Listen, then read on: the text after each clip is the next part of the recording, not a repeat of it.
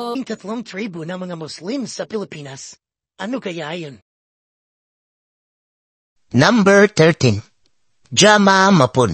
Ang Jama Mapun ay tribo ng mga Muslim na matatagpuan sa lungsod ng Mapun, lalawigan ng Tawi-Tawi o kilala sa tawag na Cagayan de Tawi-Tawi. Alam niyo ba na ang ibig sabihin ng Jama ay mga tao at ang Mapun ay isla o lupain sa gitna ng karagatan. Kaya ang kanilang tribo ay tinatawag na Jama Mapun. Ayon sa sinso noong taong 2000 ay mayroong populasyon na mahigit 22,000 katao. Number 12. Palawani or Palawano. Ang Palawani or Palawano ay tribo ng mga Muslim na matatagpuan sa bayan ng Quezon at Abu-Abu sa lalawigan ng Palawan. Karamihan sa kanilang hanapbuhay ay ang pagsasaka at ang iba sa kanila ay tinatawag sila na Taop Batu na ang ibig sabihin ay tao sa bato. Number 11. Mulbog. Ang tribo ng Mulbog ay mga Muslim na matatagpuan sa bayan ng Batarasa at Balabak sa probinsya ng Palawan. Ang karamihan sa hanapbuhay ng mga Mulbog ay ang pagsasaka at pangingisda. Ang salita o lingwahe ng tribong ito ay may kahawig sa mga taga-Sabah, Malaysia. Number 10. Bajau. Ang Bajau ay tribo ng mga Muslim na nagmumula sa lalawigan ng Tawi-Tawi at Sulu Archipelago at sila ay naninirahan sa mga bangka sapagkat ang mga Bajau ay ayaw nila sa gulo kaya para sa kanila mas mainam na tumira sa bangka ng mapayapa. Sila ay nabubuhay sa pangingisda at ang iba sa kanila ay dumadayo sa iba't ibang bayan para maghanap buhay. Number 9.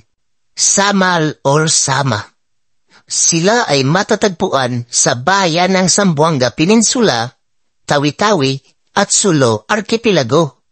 Ang iba sa kanila ay tinatawag na Sama Bangingi. Tulad din ng mga Bajau, ang karamihan sa kanilang hanapbuhay ay ang pangingisda. Pero sila ay nakatira sa dalampasigan or makikita natin ang kanilang mga bahay na nasa dagat. Ayon sa mga kwento, ang Sama ang orihinal na tao sa Zamboanga City bago pa dumating ang mga Kastila. Ang kanilang hanapbuhay ay pangingisda. Number 8. Tribo ng Iranon. Ang tribo ng Iranon Muslim ay matatagpuan sa bayan ng Malabang, Balabagan, Kapatagan at Picong, probinsya ng Lanao del Sur. At ang iba ay matatagpuan sa Matanog, Maguindanao. Ayon sa kwento, ang Iranon ay mula sa angkan ng mga sultan sa Sabah, Malaysia, partikular na sa Lahad Dato. At alam niyo ba na ang mga Iranon at Maranao ay magkatulad ng kanilang salita o lingwahe? Kaya ang iba, ang tawag sa Iranon ay Maragat, na ang ibig sabihin ay tao sa dagat. At ang Maranao naman ay tao sa lawa. Ang Iranon ay isa sa mga tribong lumaban laban sa mga dayuhang mananakop noong unang panahon. Number 7. Kalibugan. Ang tribo ng Kalibugan ay tribo ng mga Muslim na matatagpuan sa bayan ng Tungawan, Ipil at Surabay, lalawigan ng Zamboanga, Sibugay. Ang kanilang salita ay may kahawig sa tribo ng mga Subanin dahil ang Kalibugan ay nagmula sa tribo ng Subanin.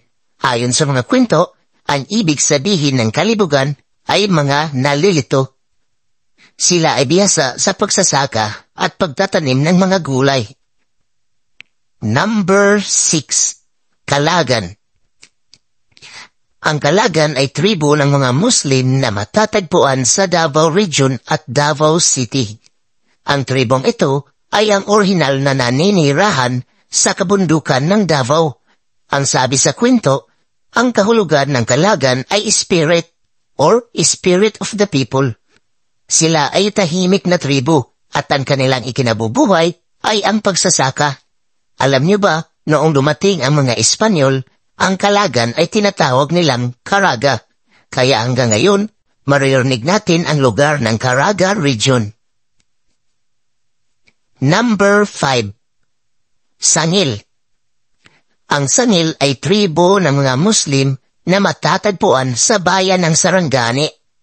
Ang bayang ito ay binubuo ng dalawang isla, ang isla ng Balot at isla ng Sarangani. Ito ay malapit lamang sa General Santos City.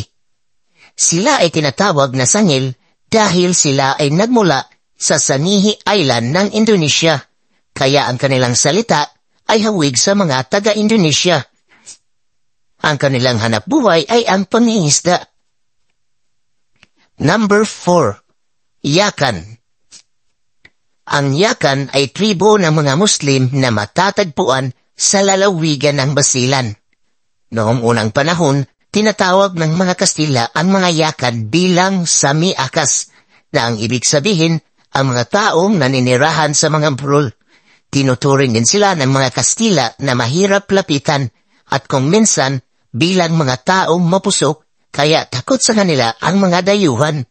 Ayon sa kwento, ang mga Yakan ay mayroong tampok na mga katanian na mula pa sa mga Malay at taga-Borneo. Ang kanilang hanapbuhay ay ang pagpangingisda. Number 3. Maguindanao. Ang tribo ng Maguindanao ay matatagpuan sa mga bayan at probinsya ng Maguindanao at Cotabato City. Si Sharif Kabunsuan ang unang leader o Sharif na nag-introduce ng Islam sa mga taga-Maguindanao. At alam niyo ba na ang isa sa sikat na bayani na si Sultan Kudarat ay isang Maguindanaon. Siya ang leader o sultan na lumaban sa mga dayuhang mananakop. Sabi pa sa kwento, siya ay magiting na mandirigmang Muslim na kinatatakutan ng mga Kastila noong unang panahon. Lumaban at ipinagtanggol niya ang buong Mindanao. Number 2. Tausug. Ang tribo ng Tausug ay tribo ng mga Muslim na matatagpuan sa Sulu Archipelago. Sabi sa kwento, ang mga Tausug ang pinakamatapang na tribo ng mga Muslim sa Pilipinas. Sa katunayan, napaatras nila ang mga dayuhang nagtangkang sumakop sa ating bansa. Nilabanan nila gamit lamang ang kanilang mga kris o espada kontra sa baril ng mga kalaban. Sa kanilang tribo din nagmula ang Sultanate of Sulu na mula pa noong 14th century. Ang hanapbuhay ng mga Tausug ay ang pagtatanim at pangingisda. Number 1. Tribo Maranao. Ang mga Maranao ay matatagpuan o nagmula sa bayan ng Marawi City at lalawigan ng Lanao del Sur at Lanao del Norte. Ang ibig sabihin ng Maranao ay mga tao sa lawa. Dahil sila ay naninirahan noon sa dalampasigan ng Lake Lanao. Ayon sa kwento, ang mga Maranao ang isa sa mga tribo sa Mindanao na humarap at nagipagdigma sa mga dayuhang mananakop at napaatras nila ang mga ito. At pagdating naman sa reliyong Islam ang pag-uusapan, ang mga Maranao ang pinaka-istrikto. Karamihan sa mga Maranao, ang kanilang hanapbuhay ay pagsasaka, pangingisda at pagninegosyo. Lahat ng mga tribong aking nabanggit ay isa sa mga tribong nilabanan ang mga puwersa ng mga Kastila, Hapon at mga Amerikano noong unang panahon. Ikaw, isa ka ba sa tribo ng mga Muslim? Mag-comment down ka sa baba ng videong ito at kung ano ang tribo mo. At kung ikaw naman ay may gustong i-share na mga kwento, mag-comment down ka na rin. At kung gusto mo pang makarinig ng iba pang mga kwento, paki-like and share na lang ang video ito para malaman ng iba ang tungkol sa mga tribo ng mga Muslim sa Pilipinas. Hanggang sa mga susunod kong video, magkikita tayo